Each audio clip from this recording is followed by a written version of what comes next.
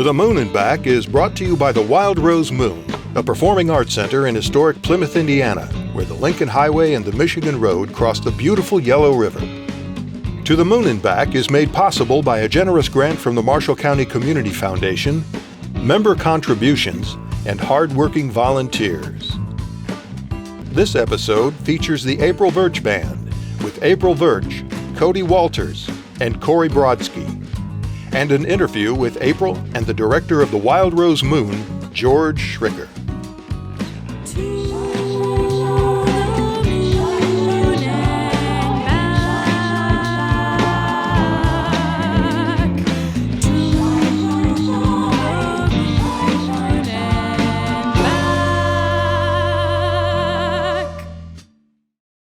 Ladies and gentlemen, April Verch.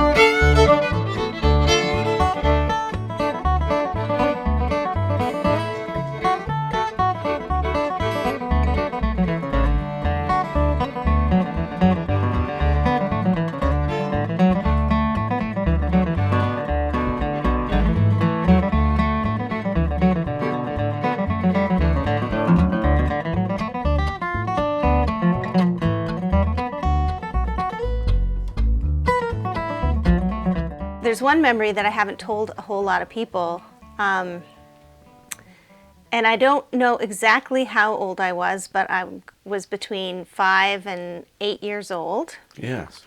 And my family, my dad's side of the family, went on a walk. It was in the springtime, around Easter, and it was after church on a Sunday, and so my granny and grandpa Verch went with us, and we went walking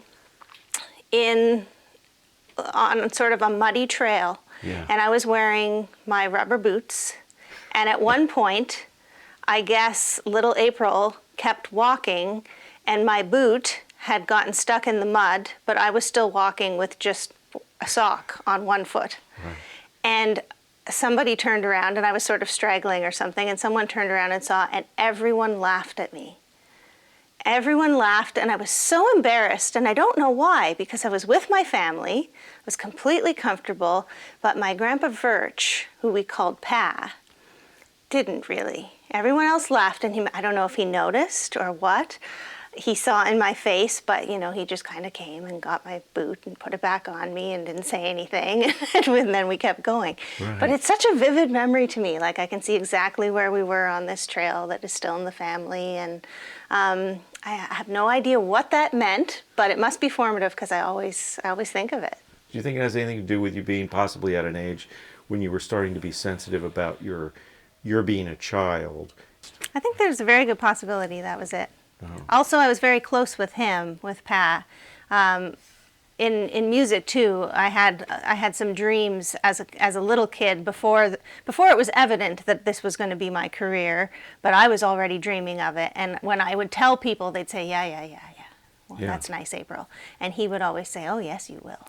And he used to diddle with his mouth fiddle tunes and bounce me on his knee when I was a baby. I'm sorry. He'd just kind of be like, and he'd, bounce me on his knee. Or once I learned to dance, he would do that and say, dance,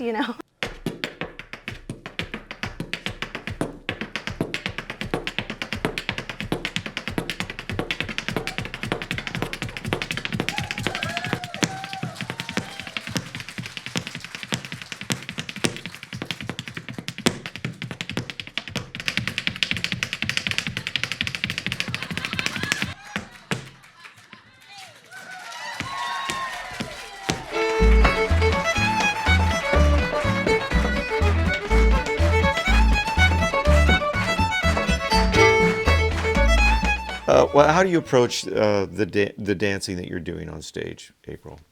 Well, I learned to dance, learning steps in a certain order that made a routine. And then when I was in my early teens, I got really sick and I couldn't dance for a couple of years. When I came back to it, I remembered the basic moves, but I didn't remember my routines. And that ended up being a tremendous blessing because it forced me, well, I guess it didn't force me, but rather than, I was lazy. And that was a bonus too. Rather than go back and try to relearn all of the routines, I would listen to the music and try and dance the tune. And I didn't realize at that time, but I do now, that that's what the lumberjacks used to do. You know, they didn't know how to dance. They were just keeping time to the music, listening to the music. So certainly there are, if you will, it's like when you play an instrument and you have certain licks that you rely on.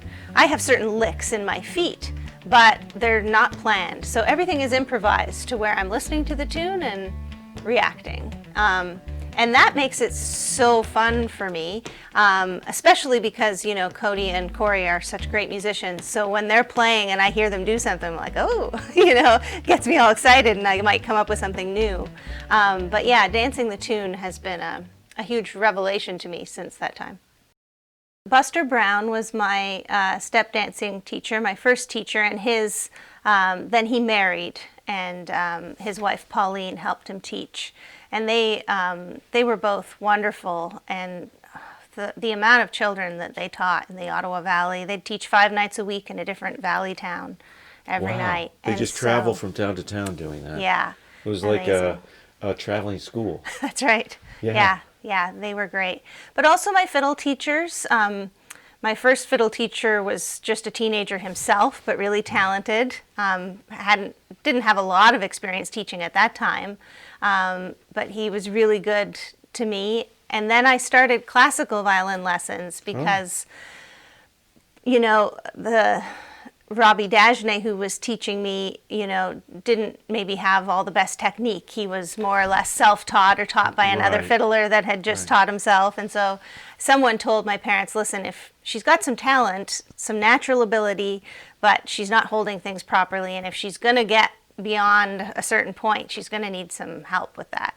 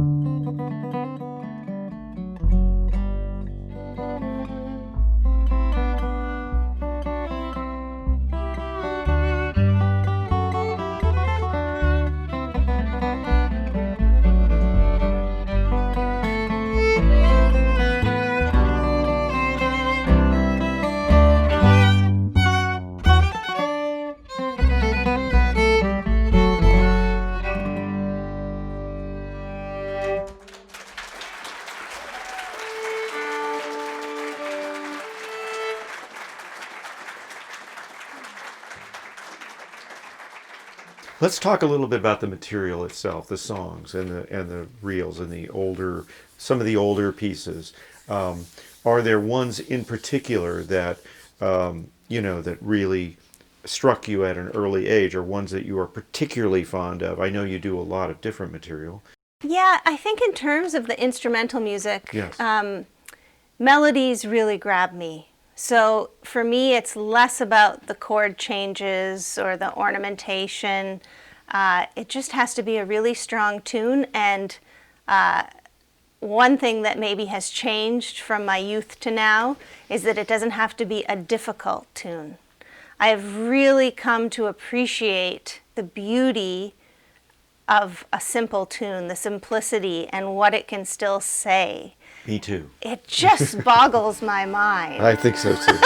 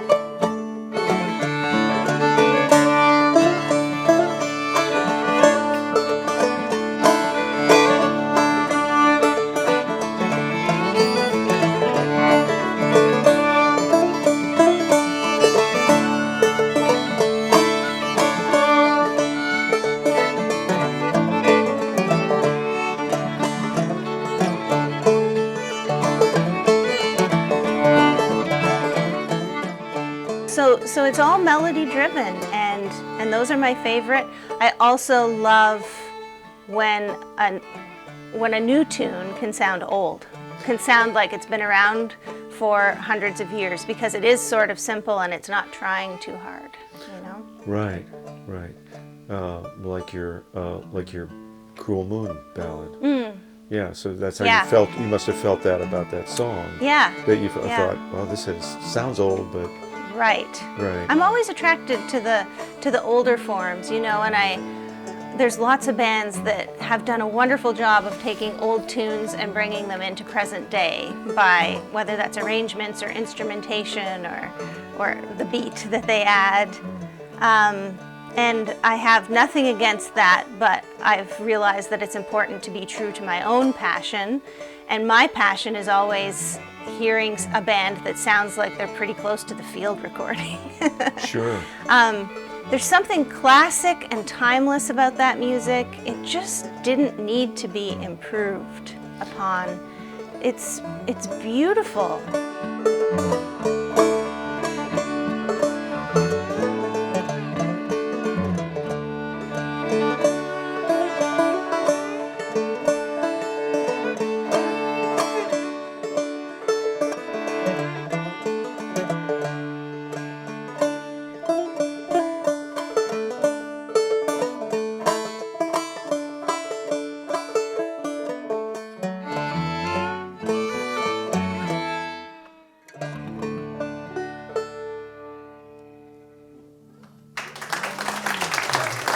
So it's a medley of two tunes. The first one is called Helen Scissors, and the second one is Hickory Jack. And Helen Scissors is a really kind of, they're both modal, they're in A modal, so they've kind of got that old, you know, creepy's not the right word. I was going to say old creepy feel.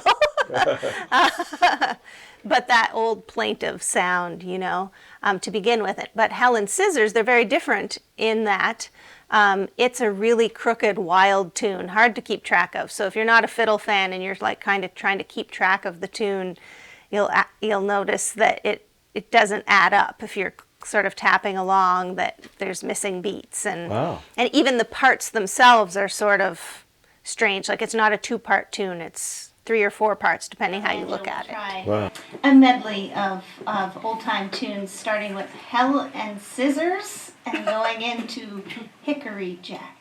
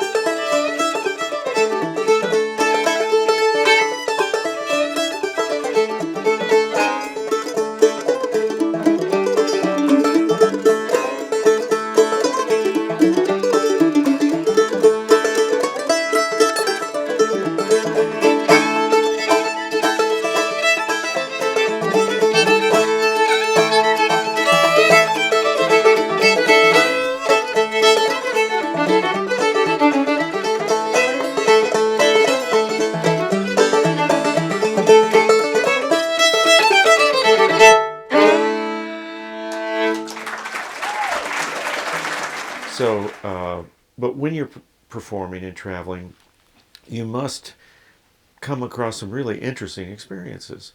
And something happens or something unusual happens. There must be some tale from the road that you have from playing on the road. And I don't know, you played in the Vienna, that great Vienna Hall. What was that like? That was one of the most amazing performances. And, they all hold such a special place in my heart that if you would have just asked me to point out one of the most special nights of my life, I wouldn't have picked it out, because I don't think about the shows that way. But when you ask me specifically about that one, I can tell you that I felt that way, and Cody did too. It was one of those nights where we couldn't do anything wrong. And that doesn't happen very often. Like, you could sort of make a mistake or say something wrong, and the mistake would turn into a beautiful lick that you've never thought of playing before. And you'd say something wrong, and instead of backfiring, it would be the most hilarious joke you've ever told on stage. The audience was just with us. It was gorgeous. The sound was perfect. We played well. They gave us 3 encores and standing ovations. I mean, to the point where you just felt like totally unworthy. But it really was spectacular. It was just, it was a night to remember.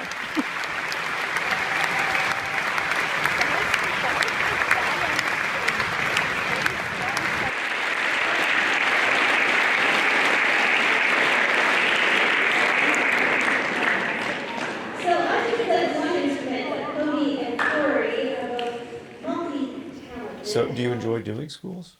I do. I find, I think that performing in schools is really important. That doesn't mean that I find it easy. Yeah, it's not easy. Yeah, sometimes challenging. Simply just the fact that, school wasn't always easy for me. I wasn't one of the, I wasn't bullied or anything, but I wasn't one of the cool kids. Right. For playing the fiddle and step dancing. So to go into a school as an adult and do what made me not cool, that I didn't want to talk about, feels a little strange. Oh, I see. So, but at the same time, I'm old enough and have enough perspective to realize that it is important. I think it's important on a couple of levels. One is that children now don't always have live performance in their life. Because of TV and Netflix and streaming and Spotify, they might not even own a CD. That's right. Like a physical product. They might have only streamed their music. That's correct. So to be able to get in front of them and give them an experience that they might not have had, to where they realize how much different the music makes you feel when it's right in front of you than it does when it's coming off of your iPhone. Is important.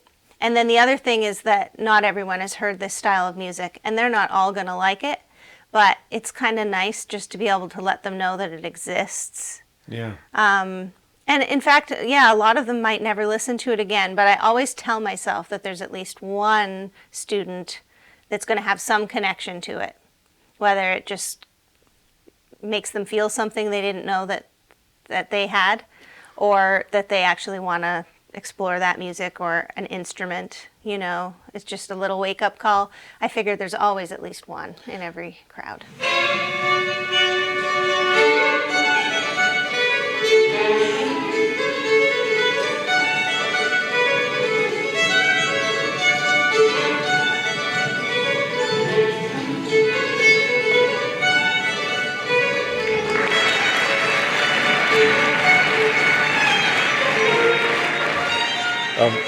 When you're dancing on stage, you were remarking today, we were at a school today, and you were remarking about how you're careful sometimes when you're dancing, and I noticed this too, to not be singing right after you're dancing because you get out of breath, etc.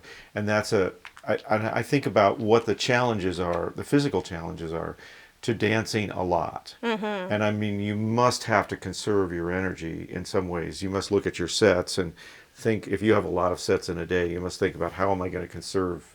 Do you do that? I mean, am I just speculating, or?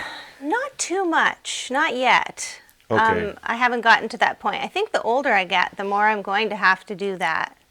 So I'm 41 now, and I notice things that I didn't notice before. Like one of the kids today asked, "Do your feet hurt?" Yeah. And they don't yet. Yeah. But my legs ache sometimes now, depending on what the surface is. Like if the plywood was on cement or something. Oh, right. I might go to bed and just have trouble falling asleep because my legs are aching. That used to never happen. So I don't know how that will change. But right now, for me, the considerations with pacing a set have more to do with, like you said, not dancing and then immediately singing. But also, now I use the tap shoes and I use sandpaper shoes in the set. Yeah. So when am I going to change my shoes? Who's going to talk? How am I going to, make that seamless for the audience?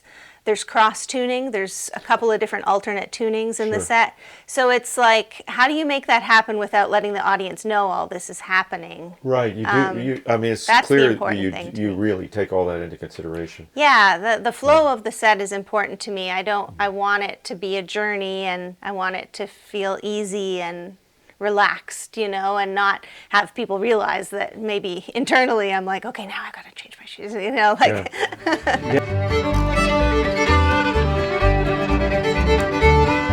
Yeah.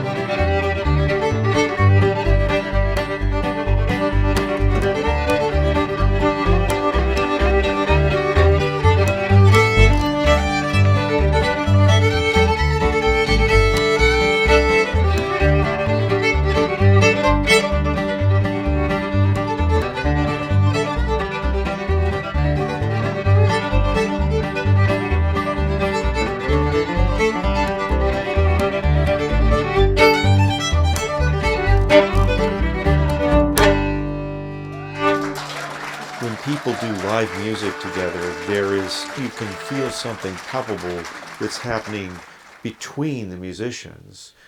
Yeah, I think that there's two things at play. There's the communication we're having on stage playing the music. Without speaking, we're communicating with each other and picking up on cues from each other, and the audience is part of that. Right. But in addition to that, what's really important to me to remember is that it's not about me, and it's not about us. It's about the music, and we have to get out of the way of it and just let the music speak.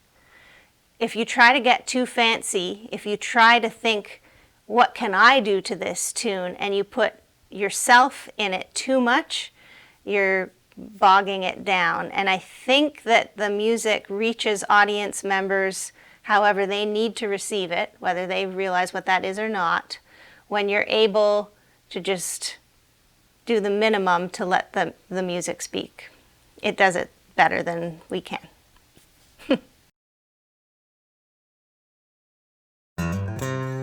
To the moon and back.